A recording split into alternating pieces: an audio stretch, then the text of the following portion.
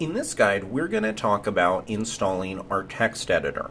Now, Ruby and the whole Rails ecosystem is much different than some other languages, such as .NET C# by Microsoft or Java.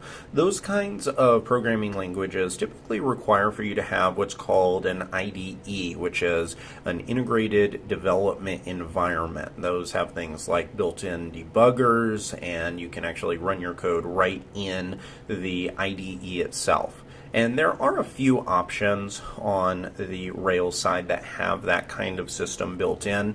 A good example would be RubyMine, and RubyMine's developed by the JetBrains team, and it is a fantastic IDE. It actually allows you to do things such as have all of your Rails code there or Ruby code. You can run your test. You can have all of your items built right into the system. And if you want to try that out, you definitely could follow along with the course. I think they even have a free kind of a test version that you can use, and that probably give you enough time to use it.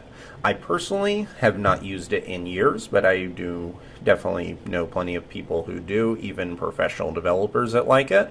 I just always felt like it was a little bit heavier than I really wanted. I like something that's nice, lightweight, and is very fast for me to use. So with all that in mind, what I usually teach from is Sublime Text 3. That's a current version. I use a number of development systems. For my day-to-day development, I use Vim, which is actually a system that is built directly into the terminal. So Vim is an IDE where I can type that and then actually have my entire system here. And I have a full course dedicated just to Vim, but for that reason, you kind of need to go through a whole course to learn how to use Vim. It's actually kind of a complex system if you've never used it before. And if you're just learning about Rails, then there's no reason on wasting time on trying to figure out how to use the development environment. You should focus on the code first and focus on the tools later. So with that in mind, this course is going to use Sublime Text. Now you can go get Sublime Text completely for free. And depending on which operating system you're using, just go to sublimetext.com/3 and then download the one for your operating system. My guess is you're going to be on OS X or one of the Ubuntus. Like I've mentioned multiple times, Rails does not work very well with Windows. So if you're on a Windows machine, my guess is you're using a tool like C9, which is what I use whenever I'm using a browser-based kind of system, and they have their own development environment right in the browser, or you're using a Linux install on your Windows, in which case you would use one of these items. So in order to download this, just click on the link and it'll start downloading that right to your system. You're going to then open this up, and I'll wait till it downloads. And after it's completed, it's taking its sweet time. There we go, it's just about done. Okay, so now I can click Show in Finder, and from here I can right click and click Open. On Mac, if you double click these items, a lot of times it'll throw an error, but if you right click and click Open, it'll actually bring up a dialog box that says, are you sure you want to open this? And then you can open it and install it. After it's installed, and it's going to look like this, where you can open it up and just by default it's going to have this empty text area here. But one of the nice things about Sublime is whenever you open up an actual directory, so if I go to File, Open, or if I hit Command O, then it's going to bring up all of your files, and I can navigate just through the regular file system and pick out something I want. So I'm going to pick out DevCamp tutorials, and I'll pick out some course that I've used before, like DevCamp CRM. And now I don't even have to open this. I can just click Open here. I don't have to go inside of it. And if I do that, it'll do something pretty cool. It'll actually open up the entire file system here on the left hand side. So this allows me to do things, and I have the font pretty high here. I'm going to shrink it by hitting Command and then the minus sign, and now I can have a little bit better font that you can see. And now I can do things like, let's say I want to see the gem file. I can click that, and there are all my gem items right there. Now there are so many cool things and so many shortcuts with Sublime that I won't be able to walk through all of them, but let me give you a few key ones because these are going to really help speed up your development process. So one of my very favorites is called fuzzy search.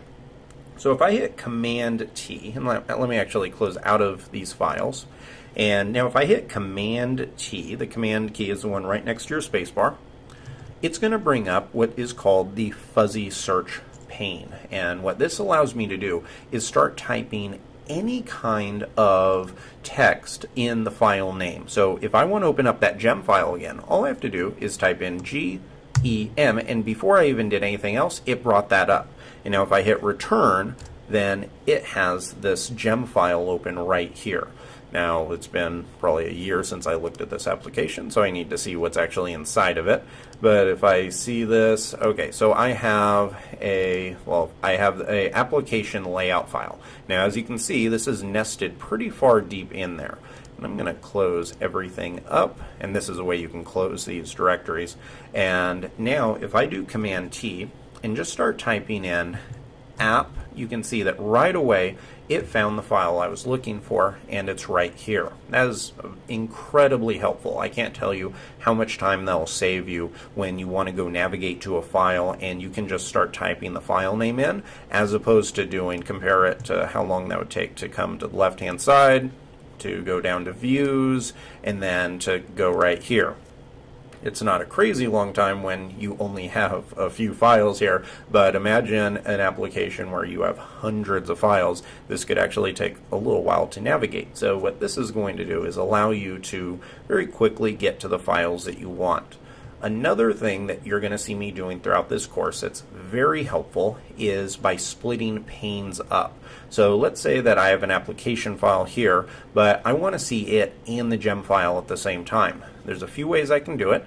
If I come up to View and go to Layouts, I can split my views however I want. So if I want 2 columns, I can click on 2 columns and then drag this tab right over here, and now you can see I'm looking at the files right next to each other.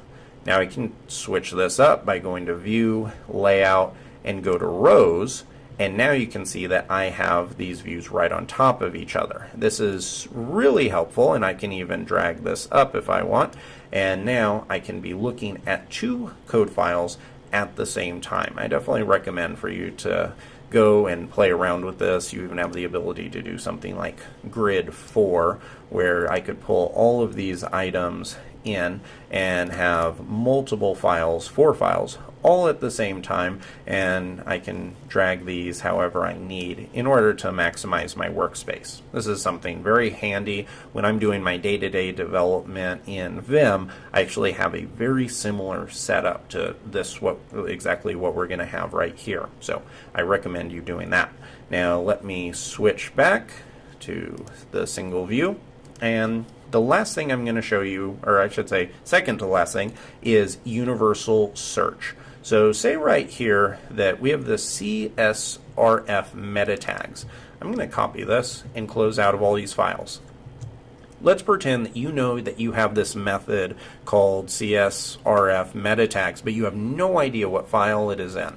That is where universal search comes in very handy. So I can do Command Shift F, so F is in Frank, and what's going to come up right here is your full set of universal search items. So if I just paste in CSRF meta tags, I can come here, click Find, and it will go through the entire application and find every spot where it's called. Right now we only have it in one spot, and if I double click on what's highlighted there, it'll open up the file itself.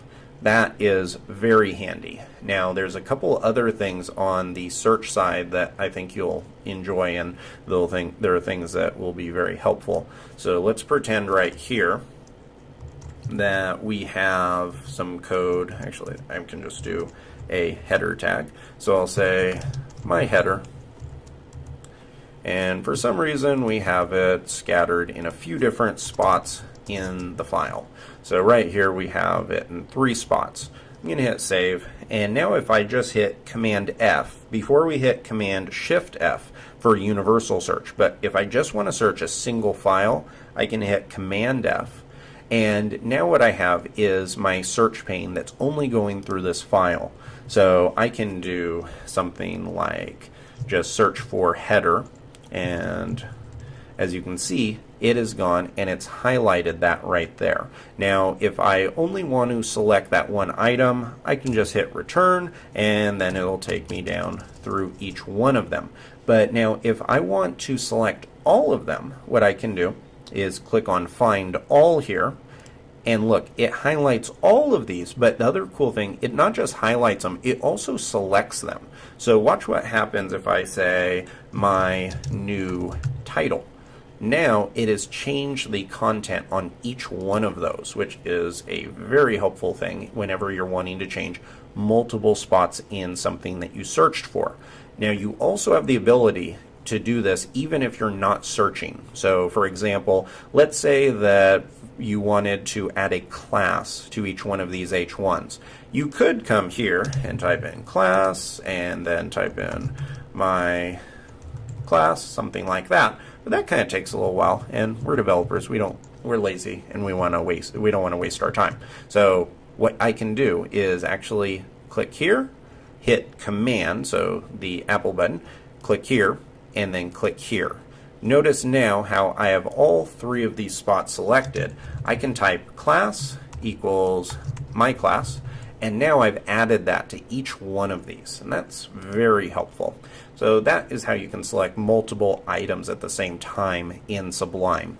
Now there's one last thing I'm going to leave you with, and then I'm going to show you how you can research other Sublime kind of tips, and those are going to be very helpful. And by default, I believe Sublime goes with a indentation of 4 spaces, and it also does not convert your tabs into spaces. If that sounded like Latin to you, do not worry. What that means is that say that you were to save this code file and share it with another developer. Ruby is very specific about indentation. It won't change the way that the code's interpreted, but another Ruby developer is used to seeing code with very specific indentation styles. And what that means is instead of having something like this, where I have 4 spaces and one of them's a tab, they expect to see 2 spaces exactly like we have here. Notice that this is the way that Rails generated this file for us, and this is the standard convention. Notice that with indentation, I'm 2 spaces away from every parent element. And let me see if I have a controller here. Yeah, so I have a leads controller here, and if I were to do something with this, it would be like def index, and it would be indented exactly like this. Now notice though, whenever Sublime does this little dash, that means that this is a tab. And the problem with this is if a tab is treated like a tab, whenever we push this up to GitHub, this is going to actually make it look like this. Oh, and also if you select an entire block of code just like this and you hit tab, it'll actually indent all of the code, which is a nice helpful thing too. So it's going to make the code look like this, and that may not seem like a big deal, but let's imagine that we had all kinds of other code items in here and the indentation was all over the place. And I have seen plenty of code files that look something like this, and it made it very difficult to read. So that's why I want to make sure that we set our system up properly. So I'm going to hit save, come up to Sublime Text, and I believe this is in Preferences, in Settings. And this is going to pull this window up for you. And what this does here is it gives you all of your default settings. And let me actually scroll through here. So as you can see, you can set line numbers to be true or false. You can say if you want to have a gutter, if you want to have a margin, anything like that. Now this is something very important. So here it says tab size is set to 4. This should be changed to 2. So I'm going to change that to 2. Oh, and actually it's not letting me update this file. Oh, and actually I do have the tab size set to 2 and my custom settings. Oh, that's also something that's important to note. So right here I have my Sublime settings. These are your default. You can't change these. You have to change it in your user settings. These are your built-in ones. So anything you do on this side will override here. Like I mentioned, I don't use Sublime for development. I use Vim. So some of this I haven't touched in a while, but I think it's easier to use than Vim. In fact, I know it is. So what I'm going to do is I'm going to copy this, paste this in. So translate tabs to spaces should be true. Hit save, and I'm going to quit out of this. I'm just going to close it, and then I'm going to quit out. I'll save this, close, and now quit out of Sublime entirely. And now let's open it back up. You can get to your Spotlight search by just typing in Sublime, pop it up, and now let's go back to our leads controller. And now if I start typing things in, and let's say that I indent items, you can see that for the most part right here, these indentation items are converted to spaces. So that is how you can set up your settings file. And to review that, you're going to go to Sublime, Preferences, go into Settings. So you could also hit Command, comma, and that's going to pull up this file for you and make your changes right here. So set your tab size exactly like this. It has to be spelled out exactly like this with a comma right here, and set all of these settings exactly like this. And in fact, what I will do after this video is done, I'm going to copy my user settings file exactly like this, and I'll push it up to a special GitHub file so you can copy this and paste it in your own settings, so you don't even have to worry about making any changes or anything like that. You can just copy and paste it in there. So that is how you can install Sublime Text on your system, and also some shortcuts for using it, and then how you can customize it to fit your needs.